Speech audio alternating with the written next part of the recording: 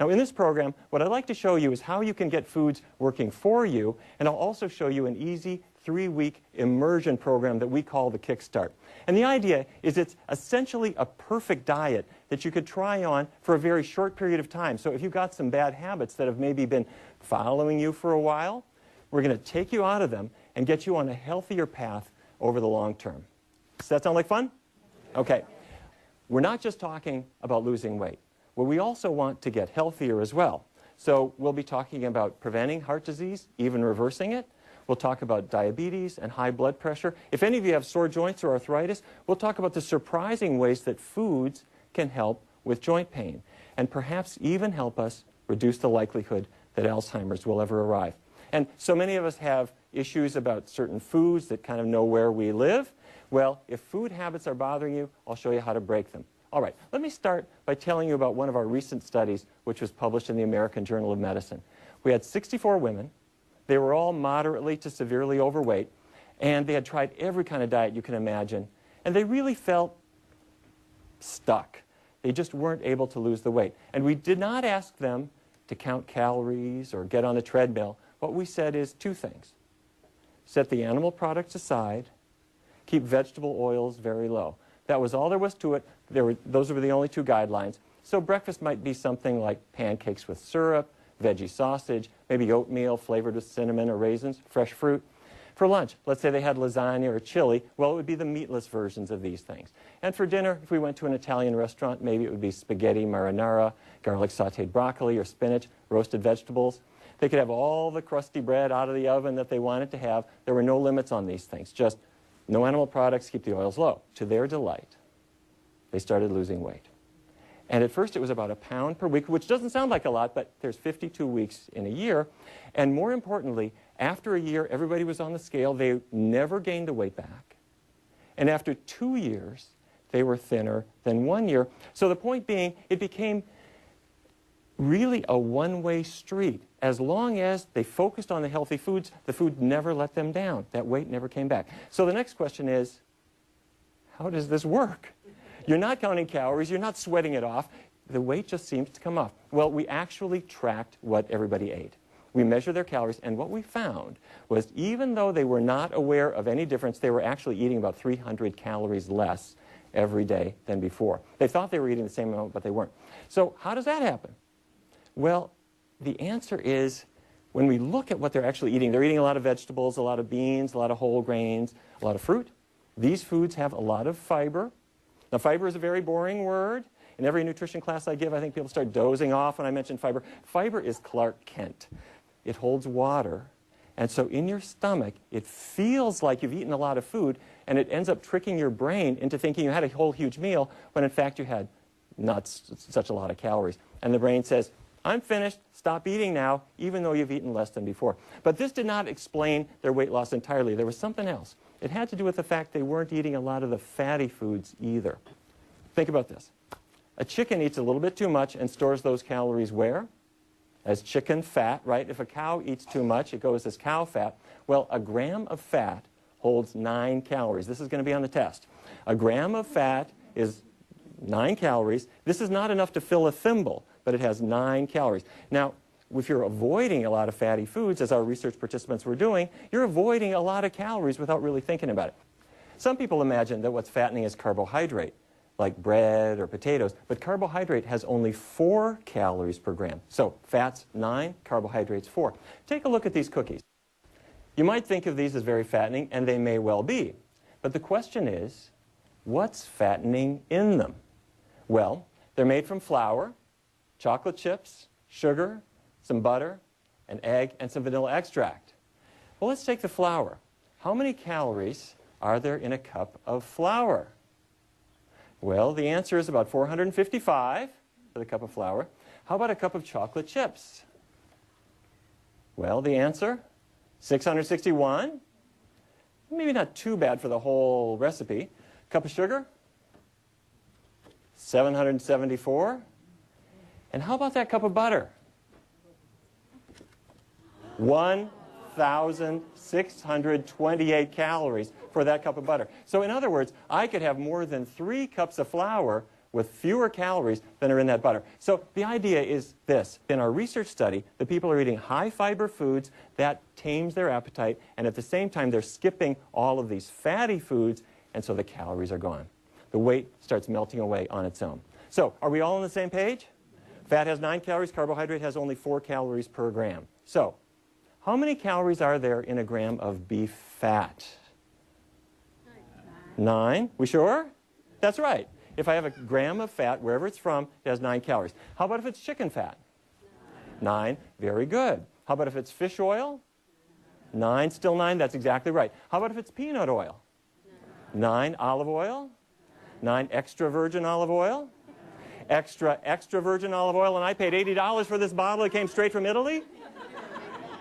Still 9 calories per gram. That's right. How about 1040 motor oil? Okay, all right. Don't try this at home, but if you could cook with it, it still has 9 calories in every gram. So they're ramping up the fiber, they're getting very low in the fat, and that helps them. But even this did not explain their weight loss. The most exciting part of our research was that certain foods actually boost your metabolism. It boosts your calorie burn. When I talk about metabolism, think of your car. If I step gently on the accelerator, I rev up the engine a little bit, right? But if I put it to the floor, it really roars into gear. Well, your body doesn't burn gasoline. Your body burns a sugar called glucose. Now, glucose is a natural sugar. It comes from the starchy foods that you eat. It powers your muscles. It powers your brain. And if you burn up glucose quickly, then you've got a fast metabolism. So let me ask you, what's your metabolism like? Is it fast? Is it slow? Do you find that you can eat just about anything you want and the weight just comes off, or do you even look at food and it goes straight to your thighs? Well, in our research studies, we actually measure metabolism. We'd ask you to lie down on a table, and we'd put a little see-through canopy over your head and shoulders, and what we're measuring is how much oxygen you're breathing in, how much carbon dioxide you're breathing out, and with some simple calculations, we can show how fast your metabolism actually is. And the amazing thing was, in our research studies, as people were making diet changes, we would measure their metabolism after meals, and it was about 16% higher than it otherwise would be. Now, that doesn't sound like much, does it? But what if I take my car and I rev it up about 16% for 3 hours in the morning, 3 hours in the middle of the day, 3 hours later? As you can imagine, you're going to burn off a lot of fuel. So how is it that foods could change our metabolism? Well, if you had a powerful microscope and you could look inside your muscle cells, what you discover is something rather alarming. There are little fat droplets inside the cell. These fat droplets come from the foods that we eat, and they interfere with the ability of glucose to get inside the cell. Let me be clear. This is not fat around your waistline. This is not fat on your thighs. This is fat inside the muscle cells. It's microscopic. And glucose is the natural sugar that your body uses for fuel, and it has to get inside that cell if your body's going to burn it. This is not waistline fat. This is intracellular fat. Researchers call it intramyocellular lipid. It's just a fancy word for fat inside your cells. So if you can kick the fat out of your cells, glucose can race inside. It turns to energy, not to fat. And the easiest way to do that is to trim the fat out of your diet. Well, we put this to work in the real world. We asked some people who worked for an insurance company to try this diet, to show how it would work in day-to-day life. Let me introduce 2 of them. Their names are Hillary and Bruce, and I'd like you to hear their story and see if some of it sounds familiar. We definitely both loved our food. We were obviously at college, so the dining hall was a big part of our lives. And it was really pretty terrible the way we ate.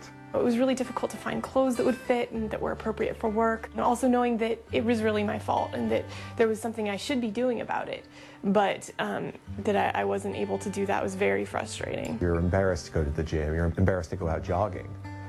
You really don't want to go out in public and be seen running around and jiggling everywhere. As the research study began, it had just 2 parts. The company cafeteria served vegan foods. And if this is a new word for you, it just means foods that come from plants, not animals. So it might be an oatmeal bar for breakfast or fruit. Lunch might be veggie burgers or portobello mushroom sandwiches, red bean chili, vegetable lasagna, that kind of stuff, in addition to the usual offerings. And the second piece was that we invited everybody to really do a complete diet makeover. So that meant that once a week, everybody would get together and we would talk about healthier eating or have a cooking class, very simple.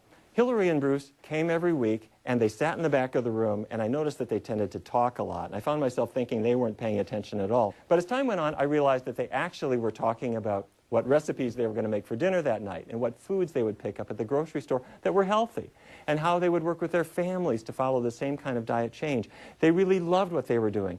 And a year later, they sent me some pictures. Let me show them to you. And as you can see, they made a big diet change, but with just a very short-term focus, and it got them out of bad habits onto a much healthier path. Hillary's lost 85 pounds. Bruce has lost more than 100 pounds. And you know what? When you set down that luggage and you're not carrying it anymore, you feel like exercising. They had never exercised a day in their lives. And as you notice, they've got their half marathon numbers. Their energy came roaring back. They're not just thinner. They're not just healthier. They've got energy. They're really living in a way that they hadn't thought possible before. Let them tell the story. I think 8 to 10 weeks into the study, I'd already lost 30 pounds, been able to go shopping for new clothes. It was very, very exciting. It was also very exciting to start seeing the reactions of other people as I would go and attend a conference and see people that I hadn't seen for several months. People really noticed. They could see that there had been a big difference in my attitude and in how I looked physically. So it was very inspiring. We had our blood tested again, and my cholesterol was plummeting. It was fantastic. This is something that was working better than anything we tried before, and I think that we knew we were on the right path. People's cholesterol levels improved. If they had diabetes, that got better. People lost weight easily. Their waistlines slimmed. Now, some people dropped out of the study, and they didn't lose weight at all. They might have gained weight. As a matter of fact, we had people lose as much as 45 or 46 pounds during this time, and a typical might be maybe about 10 to 20 pounds during that time period. But the most important thing is that this short time period creates then a lifelong change that then sticks with us because we're setting the bad habits behind, so the weight loss can hopefully then become a one-way street. Again, animal products aside, vegetable oils very low. We published our results in 3 scientific journal reports, and other research studies have shown pretty much the same thing, that weight loss can often be very dramatic when people follow a plant-based diet. So how do I do this myself? You know, a lot of people will think, okay, I'll eat less beef, I'll eat more chicken and fish. Well, the leanest beef is about 29% fat as a percentage of its calories. The leanest chicken, maybe about 20 to 23. And this change has surprisingly little effect on your waistline or on your cholesterol level. So in our studies, we go a step further. We set the animal products aside. We keep oils very low. And if you look at typical vegetables and fruits and beans and whole grains, they're only about 5 to 10% fat. That's a huge change. The other thing is we always keep a very short-term focus. There's no concept about what I'm going to eat 20 years from now. It's all just short-term. That makes it really easy, really, really approachable. That's why we call it a kickstart. It's a short-term immersion into health to see what the healthy foods will do for us. It's approachable, very, very easy. So how is this going to work in my kitchen? Let me show you a couple of chilies. Here's a meat chili that you might serve. And if I have just one small serving, about a cup, how many calories? 208, not bad. But what if I make my chili without the meat, but instead I'll have beans and chunky vegetables? Well, 132, much less. So it's not rocket science. It's very simple. We're keeping the fat down because fat has how many calories per gram? 9, that's exactly right. We're keeping it very low. We're pumping the fiber up, and the calories sort of take care of themselves. With an easy menu tune-up, you can kickstart your weight loss. We're setting the animal products aside. We're keeping the oils very low. The fiber gets your appetite under control, and your after-meal calorie burn gets right up to where it should be. Now, trimming weight is just part of being healthy. And when we come back, we'll look at how foods can help us tackle cholesterol, blood pressure, diabetes, arthritis, and maybe even Alzheimer's disease and other conditions.